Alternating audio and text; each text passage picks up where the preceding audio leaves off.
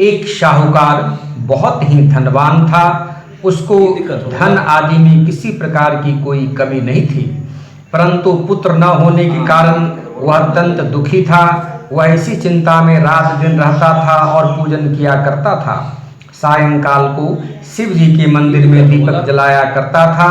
उसके इस भक्ति भाव को देखकर एक समय श्री पार्वती जी ने शिव जी महाराज से कहा कि हे महाराज, यह शाहूकार आपका अत्यंत भक्त है और सदैव आपका व्रत और पूजन बड़ी श्रद्धा से करता है, अतः इसकी मनोकामना पूर्ण करनी चाहिए। शिव जी ने कहा कि हे पार्वती जी, यह संसार कर्म क्षेत्र है। जैसे किसान खेत में जैसा बीज बोता है वैसा ही फल काटता है, उसी तरह इस संसार में जो जैसा कर्म करते हैं वैसा ही फल भोगते हैं। पार्वती जी ने अत्यंत आग्रह से कहा कि महाराज, जब यह आपका ऐसा भक्त है और यदि इसको किसी प्रकार का कोई दुख है तो उसको अवश्य दूर करना चाहिए, क्योंकि आप तो सदैव अपने भक्तों पर दया करते हैं, उनके दुखों को दूर करते हैं। यदि आप ऐसा नहीं करेंगे तो मनुष्य क्यों आपकी सेवा व्रत पूजन करेंगे। पार्वती जी का ऐसा आग्रह देख शिव जी महाराज प्रसन्न हो कहने लगे कि हे पार्वती, इसका कोई पुत्र नहीं है, इसी पुत्र चिंता से यह अति दुखी रहता है। इसके भाग्य में पुत्र न होने पर भी मैं इसको पुत्र की प्राप्ति का वर देता हूँ, परंतु वह केवल 12 वर्ष तक ही जीवित रहेगा। इसके पश्चात वह मृत्यु को प्राप्त होगा। इससे अधिक मैं और कुछ इसके लिए नहीं कर सकता। यह बात शाहूकार सुन रहा था। इससे उसको न कुछ प्रसन्नता हुई और न दुखी हुआ। वह पूर्ववत वैसे ही शिव जी की महाराज का 16 सोमवार का व्रत करता रहा और पूजन करता रहा। कुछ साल व्यतीत हो जाने पर साहूकार की स्त्री गर्भवती हुई और 10वें महीने उसके गर्भ से अति सुंदर पुत्र की प्राप्ति हुई। साहूकार के घर में बहुत खुशी मनाई गई, परंतु साहूकार ने उसकी केवल 12 वर्ष की आयु जान कोई अधिक प्रसन्नता प्रकट नहीं की और न ही किसी को बतलाया। जब वह 11 साल का हो गया तो उस बालक की माता ने उसके पिता से उसके विवाह के लिए कहा, परंतु वह साहूकार से कहने लगा साहूकार कहने लगा कि मैं अभी इसका विवाह नहीं करूंगा, काशी पढ़ने के लिए भेजूंगा। फिर उसने साहूकार ने अपने साले अर्थात बालक के मामा को बुलाकर कहा और बहुत सा धन उसे दिया और कहा कि इस बालक को काशी ले जाओ पढ़ने के लिए, और रास्ते में जहाँ भी जाना यज्ञ करते जाना, दान देते जाना, ब्राह्मणों को भोजन कराते जाना। इस प्रकार दोनों मामा भांजे सब जगह यज्ञ करते और ब्राह्मणों को भोजन कराते जा रहे थे। रास्ते में उनको एक शहर पड़ा। उस शहर के राजा की कन्या का विवाह था। दूसरे राजा का लड़का जो विवाह के लिए बारात लेकर आया था वह आंख का काना था। लड़के के पिता को इस बात की बड़ी चिंता थी कि वर को देखकर कन्या के माता पिता विवाह में किसी प्रकार की अड़चन न पैदा कर दें। इस कारण जब उसने अति सुंदर सेठ के लड़के को देखा तो मन में विचार किया कि क्यों न दरवाजे के समय पर इस लड़के से वर का काम लिया जाए।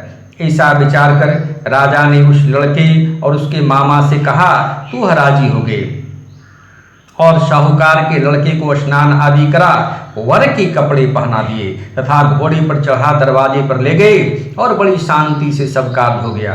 अब वर के पिता ने सोचा यदि विवाह कार्य भी इसी लड़के से करा दिया जाए तो क्या बुराई है।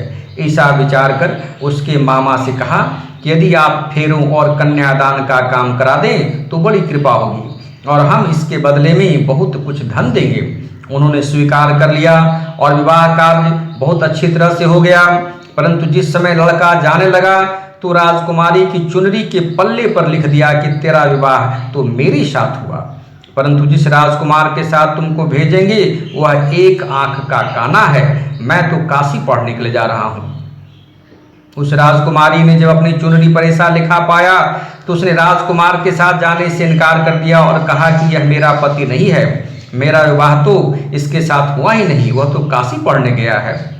राजकुमारी के माता पिता ने अपनी कन्या को विदा नहीं किया। बारात वापस चली गई। उधर सेठ का लड़का उसका मामा काशी पहुँचे। वहाँ जाकर उन्होंने यज्ञ करना और लड़के ने पढ़ना शुरू कर दिया। जब लड़के की आयु 12 साल की हो गई तब एक दिन उन्होंने यज्ञ रखा था कि उस लड़के ने अपनी मामा से कहा, मामा जी आज मेरी तबीयत कुछ ठीक नहीं है, मामा ने कहा अंदर जाकर सो जाओ। लड़का अंदर जाकर सो गया। थोड़ी देर उसके प्राण निकल गए।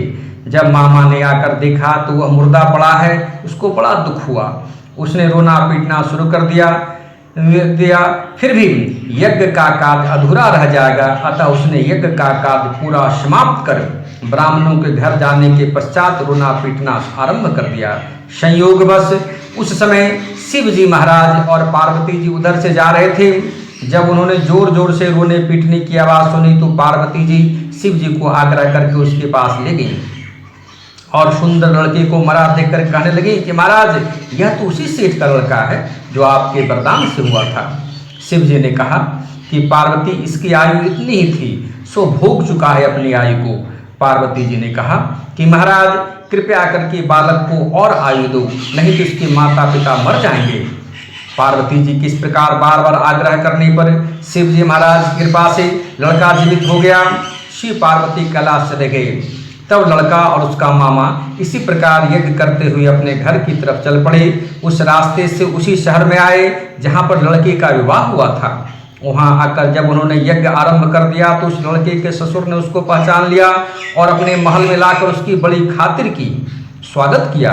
साथ ही बहुत सारा धन और दासियों से बड़े आदर सत्कार के साथ अपनी लड़की और जमाई को विदा किया।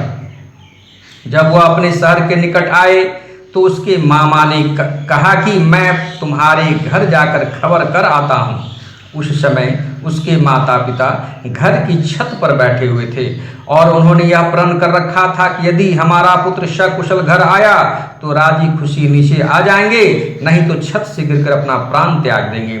इतने में उसके लड़के के मामा ने आकर यह सारा समाचार दिया कि आपका पुत्र आ गया है, परंतु उनको विश्वास नहीं हुआ। जब मामा ने शपथ पूर्वक कहा कि आपका पुत्र अपनी स्त्री के साथ बहुत सा धन लेकर आया है, तो सेठ ने बड़ी आनंद के साथ उसका स्वागत किया और बड़ी प्रसन्नता के साथ रहने लगा।